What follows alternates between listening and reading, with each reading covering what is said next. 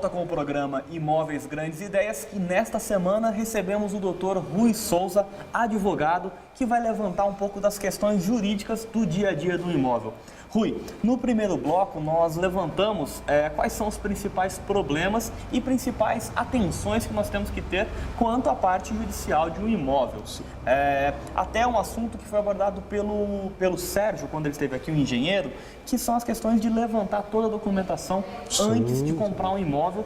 Tema que você já tocou também, e vamos aprofundar então um pouco nesse tema. Quais são os documentos que eu posso, quais são os documentos que eu devo levantar antes de bater o martelo na compra do meu terreno? Perfeito, vamos lá. Há alguns documentos, algumas certidões que você consegue. Tem uma certidão que se matrícula de inteiro teor do imóvel. Certo. Essa, digamos assim, que é como se fosse o RG do imóvel. Legal. Isso aí ele faz um levantamento no cartório para ver se tem a existência, na verdade é o histórico de todo, desde quando iniciou esse terreno, passou quem comprou, quem vendeu, tudo. Toda a história desse terreno. Toda a história desse terreno. Então isso aí é uma coisa que tem que ser sempre, digamos assim, atualizada, essa certidão no cartório. É importante isso aí. Há outras certidões também, que são as certidões com relação à prefeitura.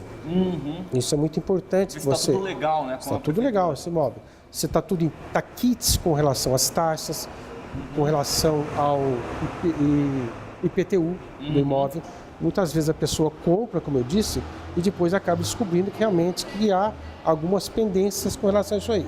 E, Rui, desculpa te interromper, mas, por exemplo, se eu comprar um imóvel que está com uma dívida no IPTU, essa dívida não é do proprietário, ela é do imóvel, né? É do imóvel, exatamente. E automaticamente se torna minha. Seria... Sim, exatamente. Aí vai ter que entrar com uma ação para tentar justificar isso aí, dizer que daquilo lá não lhe pertencia esse terreno.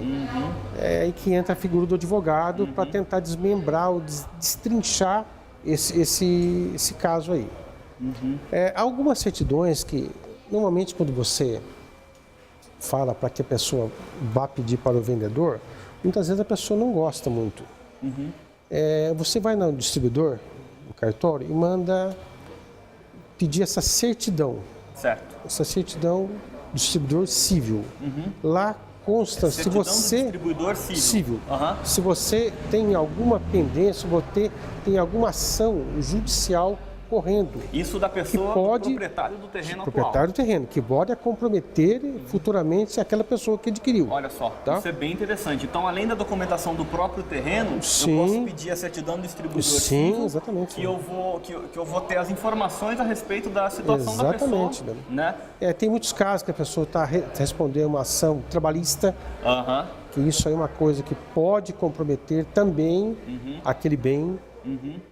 Então, são várias certidões, mas basicamente são essas. Desculpa lhe interromper novamente, mas se a pessoa tiver uma dívida muito alta, por exemplo, o proprietário tem uma dívida muito alta, aquele terreno pode estar comprometido. Pode estar comprometido, sem dúvida alguma. Sem dúvida alguma. Então, tem que ter uma atenção muito especial em cima disso aí. Até uma pessoa que estava vendendo um terreno recentemente, eu pedi para que ele fosse até o cartório e fizesse um levantamento, e a pessoa não gostou. Entendi. Você está me achando que eu sou? Não é bem assim. A gente precisa se respaldar, precisa verificar com toda a cautela isso aí, sem que a pessoa se sinta melindrada com relação a isso aí. E é uma questão que normalmente a pessoa, às vezes a pessoa vai fazer um serviço, né, vai adquirir um terreno e ela fica com receio de pedir alguns documentos. Sim, né? Exatamente. Acaba achando que a pessoa está agindo de má fé, acha que está desconfiando, né? E não é nada disso. Não é nada disso. Está fazendo uma segurança tanto exatamente. do atual proprietário. Né? Uma preocupação muito grande. A pessoa tem que começar a desconfiar desde o início, quando a pessoa, como dissemos no primeiro bloco, uma pessoa estava vendendo um terreno que estava hoje avaliado em torno de 80, 100 mil. Certo. E foi verificar posteriormente que o cara queria, 40, 50 mil entrega.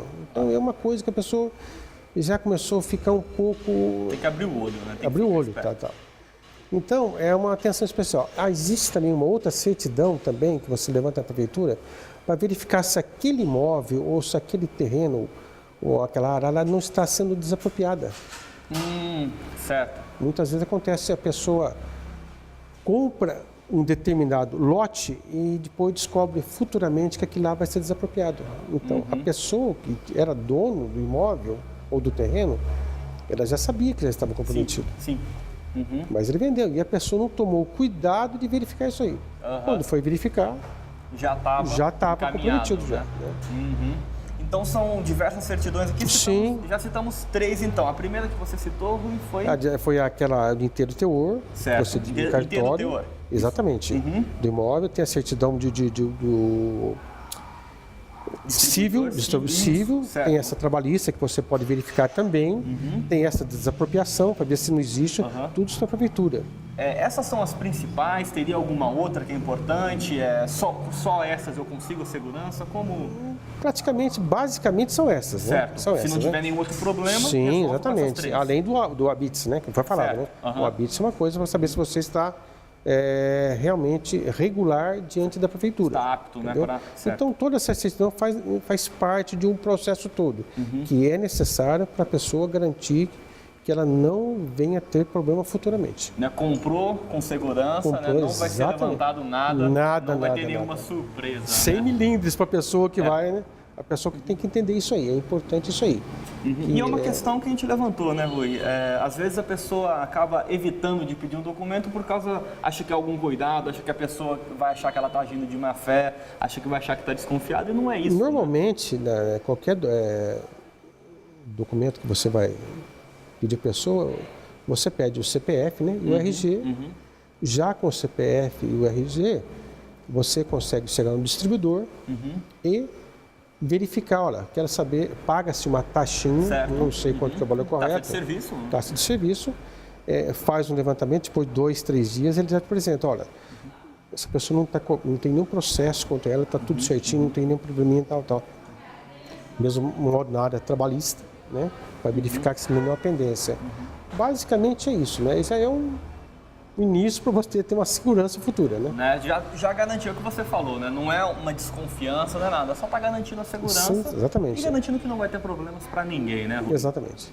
O primeiro passo para você, então, começar a adquirir a sua propriedade, adquirir o terreno, são levantar essas documentações para você ter a segurança, todo o procedimento legal, exatamente. Né, agindo corretamente. Rui, então nesse bloco nós conversamos um pouco do né? Antes de comprar o terreno, o que eu devo fazer e quais documentações eu devo levantar para ter essa segurança. No segundo bloco, Rui, eu acho legal a gente começar a abordar aquela questão que a gente já tocou no primeiro bloco, que são as questões trabalhistas, né? Que exatamente. Muito frequente, né? Sim, é muito. E também seria a próxima etapa, né? Depois que eu adquirir o terreno, tá tudo ok, a próxima etapa é aí começar a contratação, ou você vai tocar a obra, ou você vai contratar, vai terceirizar, ou você vai fazer um contrato com a empreiteira, ou você vai contratar uma consultora, certo. Entendeu?